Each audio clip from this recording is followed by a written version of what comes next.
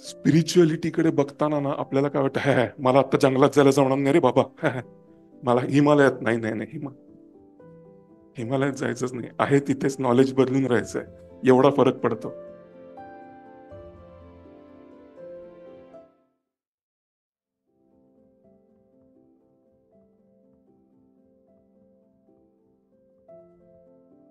मी टोकियोमध्ये होतो. ज्यांना माहित नाही त्यांना सांगतो, मी SAP कन्सल्टंट म्हणून काम करत होतो जपानमध्ये 2 वर्ष, बायलिंग्वल कन्सल्टंट म्हणून. आणि तिथे असताना बरेच सारे, म्हणजे मला जपानला नियतीनं पाठवलंच होतं याच्यासाठी की एकटा राहा जरा, फार माणसांमध्ये राहतोय जरा एकांताचा, आणि तिथे सगळी सोय केली होती की मी एकटा पडेल. आणि छान त्याच्यामध्ये बरीचशी रिअलायझेशन झाली. आता मी जो प्रसंग सांगतोय तो काही थोड्याफार प्रमाणात बसमध्ये, ST मध्ये, ट्रेनमध्ये, विमानात प्रत्येकाबरोबर घडलेला आहे. पण माझ्या लक्षात राहिलं त्याचं कारण असं आहे की मला एकटं पडलं होतं आणि मी या सगळ्याच ऑब्झर्वेशन मध्ये बिझी होतो. बसलोय मी टोकियोमध्ये. टोकियो हे जपानचं कॅपिटल, ती सिटी आहे. खूप मोठी लोकसंख्या त्याच्यात आहे, आणि जपानच्या असणाऱ्या सभ्यतेनुसार त्या संपूर्ण सिटीमध्ये जेवढे केवढे ट्रेन्स एका ठिकाणाहून दुसऱ्या ठिकाणी जातात, त्याच्या आतमध्ये गेल्यानंतर तुम्ही एकमेकांशी बोलणं अलाउड नाहीये कायद्यानी. जपानमध्ये तुम्ही ट्रेनमध्ये एकमेकांशी बोलू शकत नाही, तुम्ही ट्रेनमध्ये कॉलवर बोलू शकत नाही. जपानमध्ये जे कुठले कल्चरल कंडिशनिंग्स आपल्याला बघायला मिळतात ते दुसऱ्यांचा विचार खूप केलेले कंडिशनिंग्स आहेत.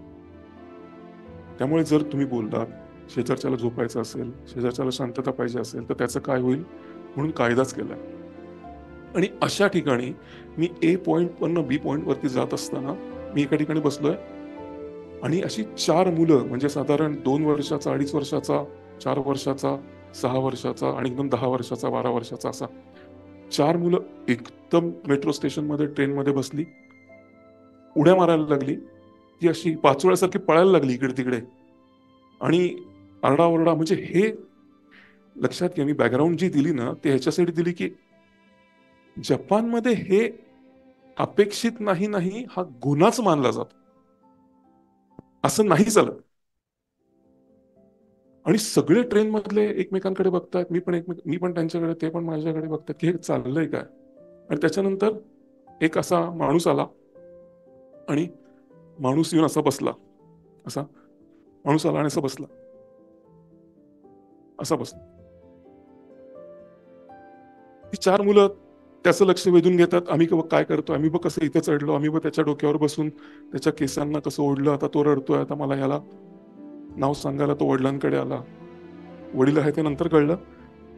पण जेव्हा तो त्याच्याकडे येतोय आणि आम्हाला सगळ्यांना अंदाज आला की याचं आणि त्यांचं काही रिलेशन आहे, मुलांचं आणि वडिलांचं काही रिलेशन आहे त्या माणसाचं, तर 2-3 जणांनी असं वेगवेगळ्या गुन्हा करून डोळ्यांनी सांगायचा प्रयत्न केला की आवरा. पण तो फक्त फिजिकली तिथं होता, मेंटली कुठेतरी वेगळीकडे होता. हे साधारण 20 मिनिटं चाललं. 20 मिनिटानंतर एक जॅपनीज गृहस्थ उठले, तो पण जॅपनीज होता, आणि ते म्हणले की मला असं वाटतंय की तुम्ही तुमच्या मुलांना आवरलं पाहिजे, सगळ्यांना त्रास होतोय.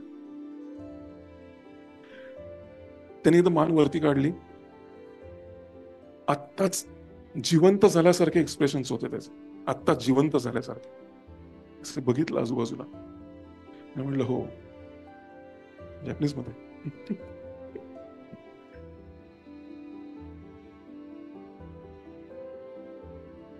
एक तासापूर्वी हॉस्पिटलमध्ये या मुलांना कळलंय की यांची आई गेली आहे,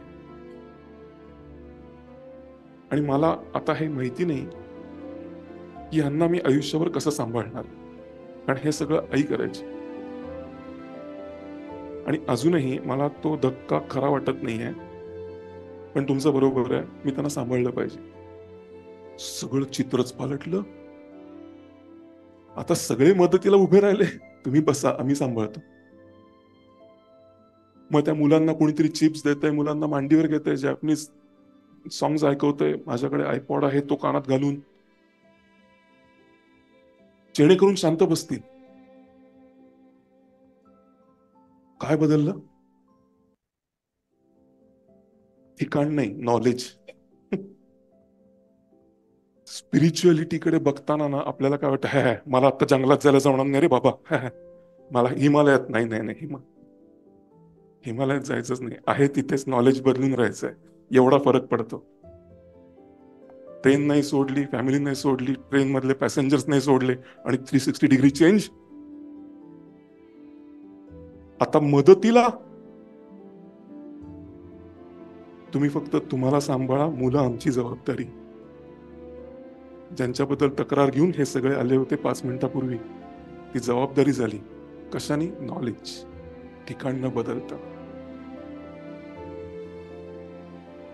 स्पिरिच्युअलिटी मध्ये सोडायचं काहीच नाहीये. आतला अँटिना बदलायचा आहे तेच चालू ठेवून.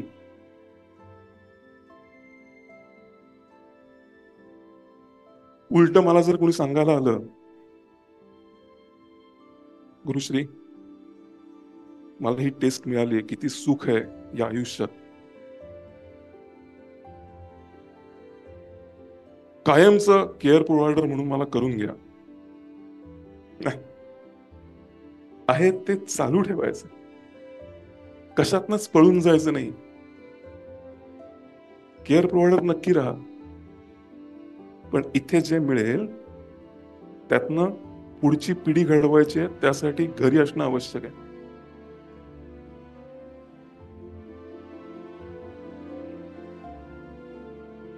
घरी असताना मी मला दिलेला कृष्णाचा प्रसाद, जो विश्वासाने दिलाय, त्याला आकार देतीये, आणि आकार कृष्णाच्या मनात आहे तसा झाला तर कृष्णाला माझ्याकडनं रिटर्न गिफ्ट. मला जी बाळं आहेत, पुढची जनरेशन आहे, त्यांना जर तसं घडवलं, जे काम कृष्णाला यांच्याकडनं अपेक्षित आहे, जसं कृष्णाला अर्जुनाकडनं काही अपेक्षित होतं, की तू लढ बाबा, आणि तू का लढ, तू क्षत्रिय आहेस म्हणून लढ. तर माझ्याकडे कोण आहे? खेळाडू आहे, व्यापारी आहे, लेखक आहे, गायक आहे, का पॉलिटिशियन आहे? जे बनायला आलंय ते मी करून त्यांना तशा फॅसिलिटीज उपलब्ध करून दिल्या, रिटर्न गिफ्ट. काय बदललं? अँटिना. आत्तापर्यंत हा जरास बोललं की अंगावर येतो आणि बोचकारतो, अय्या मला कृष्णाने सांगितलं हा रेसलर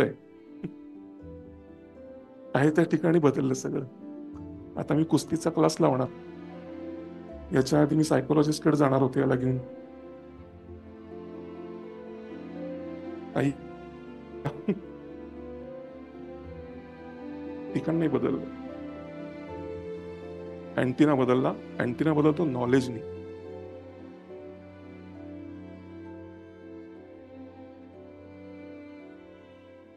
कबीर म्हणायचे, कबीरांकडे ते सदरा शिवायचे ना, त्यांचा सदरा फाटायचा नाही, तर कबीर म्हणायचे की माझा सदरा राम घालणार आहे. कारण त्यांना असे विचारायचे लोक की तुमचा सदरा टिकतो एवढा, फाटत नाही, म्हणजे जन्मापासून ते सहस्रचंद्र दर्शनापर्यंत प्रत्येक फंक्शनला घालून तो तसाच राहतो जसा नवीन आहे, मग तुमचा धंदा होणार कसा? जरा क्वालिटी त्याची कमी करा, असं इनडायरेक्टली सांगत होते. त्यांना कळलं, ते म्हणले असं कसं करू, माझा राम घालणार आहे. त्यांनी घर नाही सोडलं, आणि त्यांच्याकडे लोक वेगवेगळ्या गावांनी सदरा घ्यायला यायची, कारण त्यांची क्वालिटी अशी आहे. त्यांनी फक्त इथे अँटिना बदलला. प्रोफेशन तेच, सदरा विकतोय. आता मी स्पिरिच्युअल झालो, चला सदरा विकून त्यातनं येणाऱ्या रुपयांचं मी काय करू, मला त्याग करायचा आहे, मोहमाया त्याग करायची आहे, चाललो हिमालयात. नाही, कृष्ण म्हणतात तू पळून जाशील. तू पळून जाण्याने फक्त तू नाही पळून जात, दुर्योधन राजा होणार. त्याची जबाबदारी घ्यायला तयार आहेस का तू? जो वहिनींचं चिरहणन करतो, तो प्रजेच्या बायकांचं काय करेल? तो राजा कशामुळे झाला? तुझ्या पलायनवादामुळे. तू पळाला म्हणून तो राजा झाला, त्याच्यानंतरचे येणारे परिणाम तुझ्याकडे चालणार आहे का? कृष्ण सांगतात की असंच होतं, जेव्हा प्युअर पाणी वरती असतं, त्याच्यावर सूर्याची किरणं पडतात, ती सूर्याच्या किरणांवरती चढून ते पाणी बाष्प होऊन आकाशात जातं आणि चिखल खाली राहतो आणि राज्य करतो. प्युअर माणसांनी इथे असणं हे अत्यावश्यक आहे. म्हणून तू इथे थांब.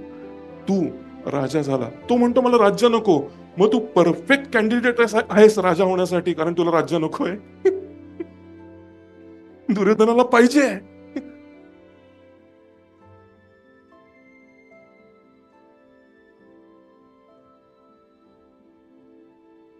तुला राज्य नकोय. आता तू काय करणार? सिंहासनावर येऊन काय करणार? कर्णाला संपत्ती नको होती. कर्णाला कृष्णाने एक सोन्याचा डोंगर दिला. ती गोष्ट मी तुम्हाला थोडी डिटेलमध्ये सांगतो, हा पॉइंट अजून प्रूव्ह होईल. कृष्णाने अर्जुनाकडे एक मागणी केली की तू आजपासनं माझा पार्थ. पण अर्जुन म्हणतो की तू कर्णाला ना कर्ण म्हणून हाक मारतोस, पण दानशूर म्हणतोस. त्याला संबोधताना ना तू दानशूर कर्ण असं म्हणतोस. मी पण दानी आहे. शेवटी अर्जुन आपल्यालाच रिप्रेझेंट करतो ना. मी पण किती डोनेट करतो. सांगितलं का तुम्हाला कुठे कुठे डोनेट करतो मी? नाही. मग कशाला करतो? उपयोग काय? थांबा जरा, या जरा घरी चहाला. डोनेट कुठं करतो सांगायचं.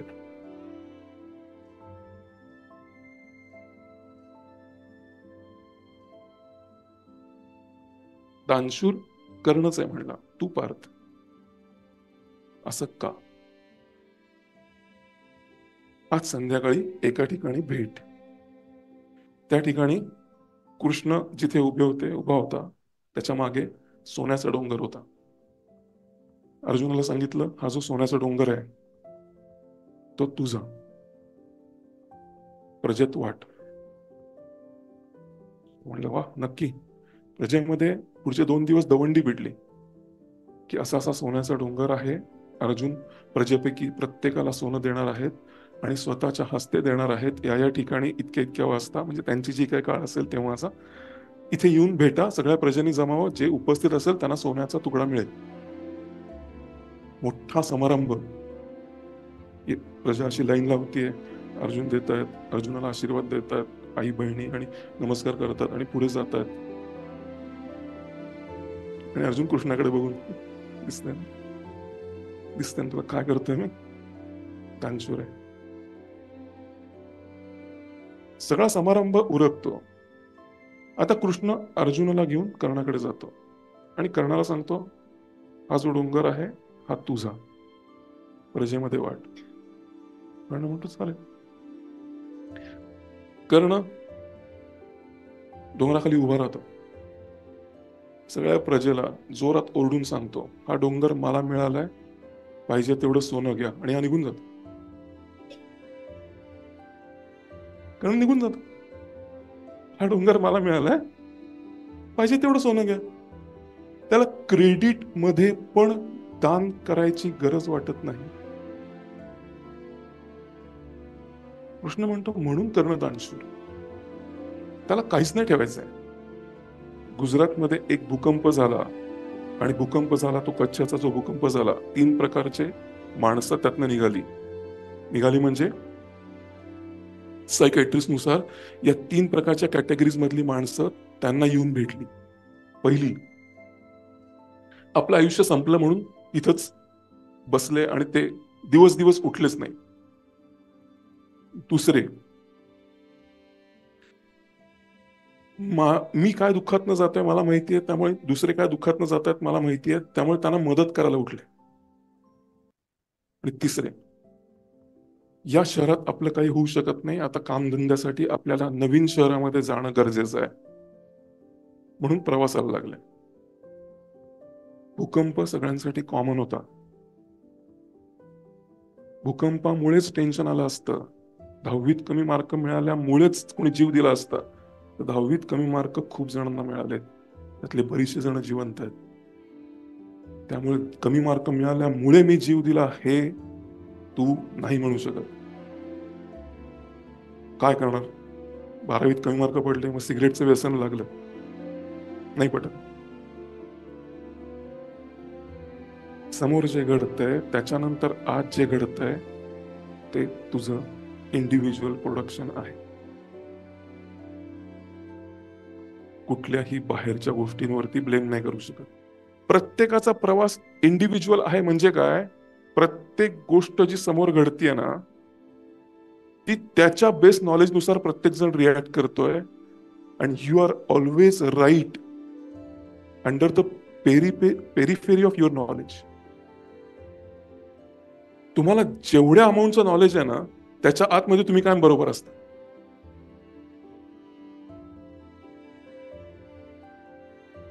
याचा अर्थ काय, याचा अर्थ असा की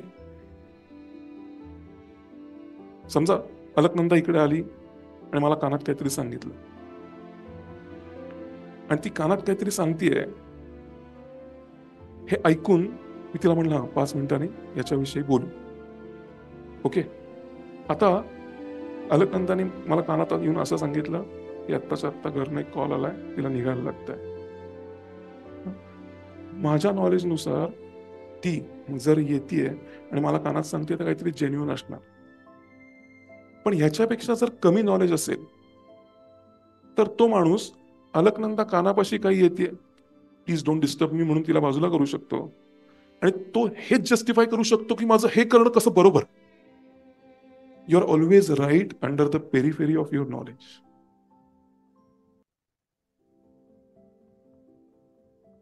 माझ्यापेक्षा कोणीतरी नॉलेजेबल असेल तो म्हणाल अच्छा हो का हरकत नाही तू कॉल घे फक्त काय असेल ते शिरीष सरांना सांगून जा पुढची कामं ते बघतील.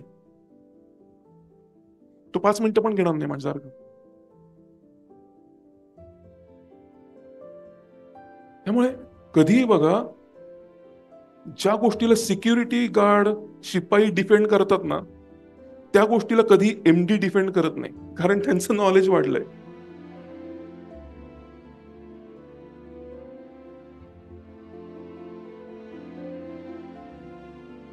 नॉलेज वाढलं